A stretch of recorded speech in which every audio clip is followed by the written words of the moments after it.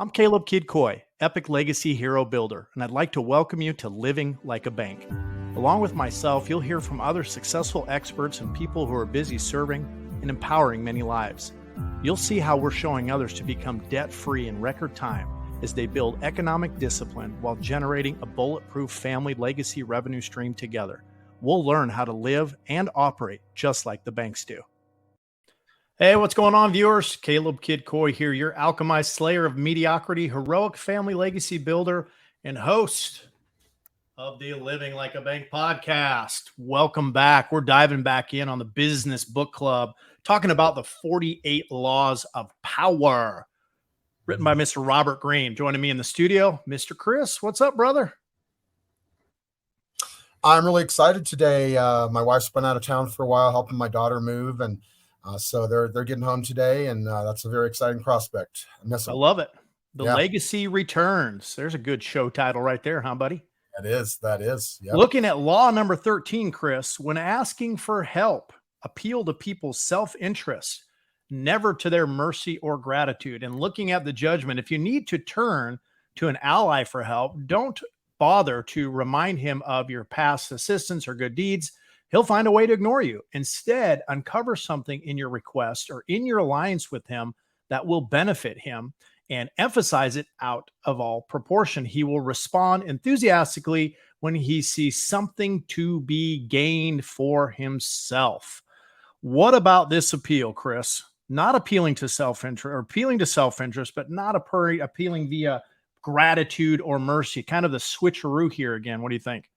I think it's a great big hunk of common sense if you get rid of the provocative language as typical with Robert Greene. And I'm going to tell a slightly different version of that story. We don't have a script for it, and I don't have this word for word, but a lot of us are familiar with Dale Carnegie's How to Win Friends and Influence People.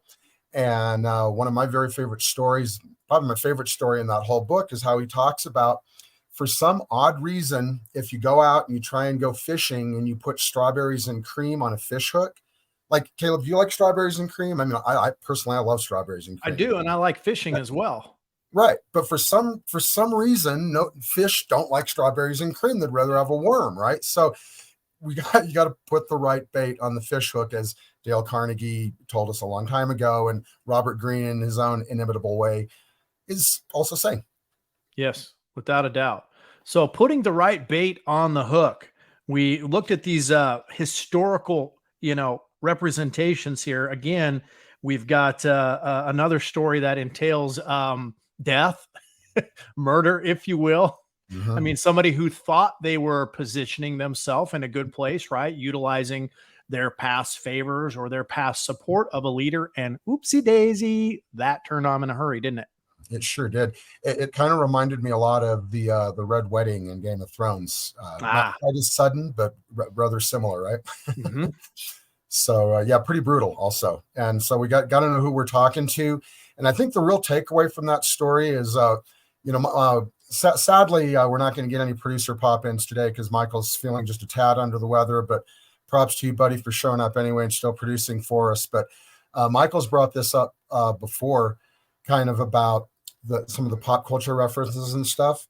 And so, we're not going to ask him to elaborate on that today, but in Game of Thrones, as we all remember, they lure him in, and then everybody ends up getting killed under false pretenses. So that's pretty brutal. This is a perfect example of when not to bring up the past, isn't it? Remembering that debts carried no obligation. I mean, I think there is a brutal yet transparent and honest point that Greene makes here, in the sense that as much as we can do favors, right, or we can extend, services, gratitude to people, whatever, people tend to forget that in a hurry. And maybe there's not reciprocity there or whatever. And so, how much easier is it, let's say, to appeal to someone's benefit, right, versus saying, hey, by the way, you owe me, dude. Well, right. maybe really they don't share that sentiment. Yeah. And that never, no one likes to be whined at. No one likes to feel, my wife is Japanese, as some people might know by now. And she speaks amazing English, but it's her second language. And so she has this phrase that she uses that's kind of unique, but she said it to me many times as her dumb husband, right? But don't obligate me, right? Because nobody wants to be obligated, right? And when somebody has power and you try and obligate them, and they already have power over you, like a wife and a husband, because she's obviously got a certain amount of power over me as a husband, right? So by whining at her, all that does is give her an incentive or a reason to want to exercise that power more. And that's true in any dynamic, right? And so we also got to know, like, going back to what I was trying to say earlier, and I kind of messed it up. Let me try and say it again.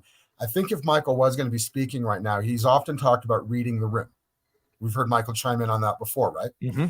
And so in that example, the big thing that guy didn't do is he didn't read the room. The prince or whatever it was, the guy was known as a brutal guy who got to his position because of his tactics that he used that were rather untoward. Okay. And so knowing that, he should have been a lot more aware. And I think that's kind of one of the keys to this chapter. It's really just paying attention, knowing what's going on around you, and actually applying power. Because if we only have knowledge and we don't apply it, it's not actually powerful. So I shouldn't take the approach of Cartman and say, "You will respect my authority." That's a little appreciation for you Colorado folks out there. Let's look at transgression of the law, Chris. Most men are so thoroughly subjective that nothing really interests them but themselves. Well, what do you know? Big surprise there. They always think of their own case as soon as ever any remark is made, and their whole attention is engrossed and absorbed by the merest chance reference to anything which affects them personally, be it never so remote. I mean, that pretty much says it all right there, doesn't it? It really does. You know, going back to the baiting the hook with the right thing. For whatever reason, fish don't care what we think about strawberries and cream.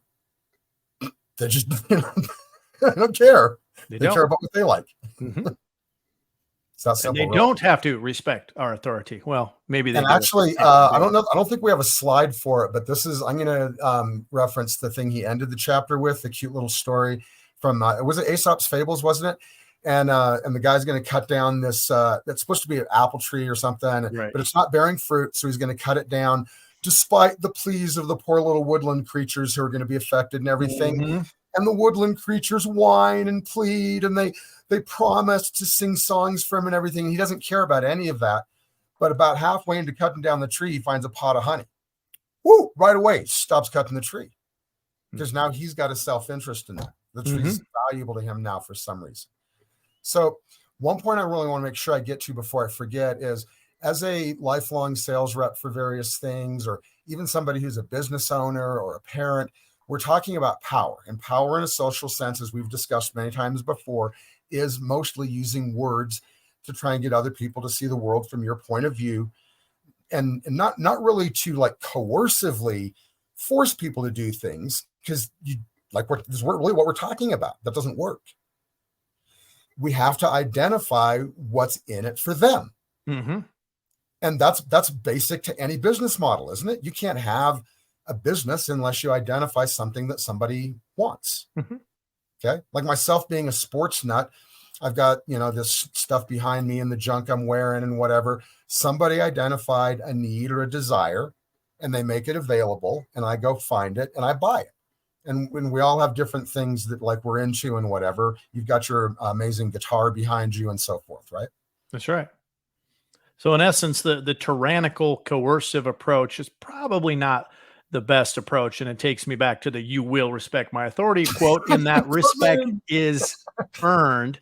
Often people think, respect, just give it to me. And this is a great quote by the Athenian rep to Sparta. It's always been a rule that the weak should be subject to the strong. And besides, we consider that we're worthy of our power. Up till the present moment, you two used to think that we were, but now, after calculating your own interests, you are beginning to talk in terms of right and wrong. Considerations of this kind have never yet turned people aside from the opportunities of aggrandizement offered by superior strength. So there you go. I think another quote that a little more verbiage in it, but kind of says it all right there too, right? They're not looking at right or wrong. They're looking at, how can you benefit me? How can I profit from this opportunity? I would sum it up in our modern parlance very quickly by saying it's a "what have you done for me lately" world. Mm-hmm. Well, you're not talking about entitlement, though, are you? That thing that people think they deserve and don't necessarily. Anyway, moving on. No, said Caleb. Do we dare move into the Genghis Khan story next? Keys to power. In your quest for power, you will constantly find yourself in the position of asking for help from those more powerful than you. Right. Makes sense, right? There is an art to asking for help, an art that depends on your ability to understand that person you are dealing with and to not confuse your needs with theirs. That's exactly. I think there's wisdom there, right? I think there's a lot of wisdom there. I mean, are we going to get to the is the Sun Tzu quote this chapter, or do we have? Is that the next? That one or the next might be the next one. Yours. But I mean, well, whether or not we have the quote up, a lot of people don't realize that Sun Tzu was. I'm not saying he was a priest; he was a warrior, but he grew up in a culture where there was nothing but essentially Taoism.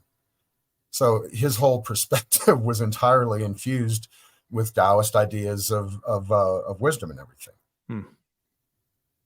Good so point. You have to, and what that really means is getting out of yourself and aligning yourself with natural forces, or the way, right? Loosely translated. Loosely translated.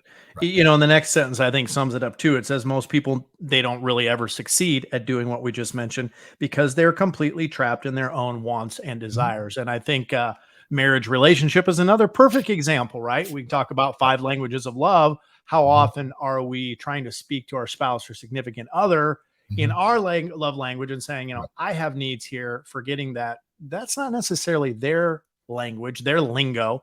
And they need you to speak their love language. So, you know, appeal to their needs and wants.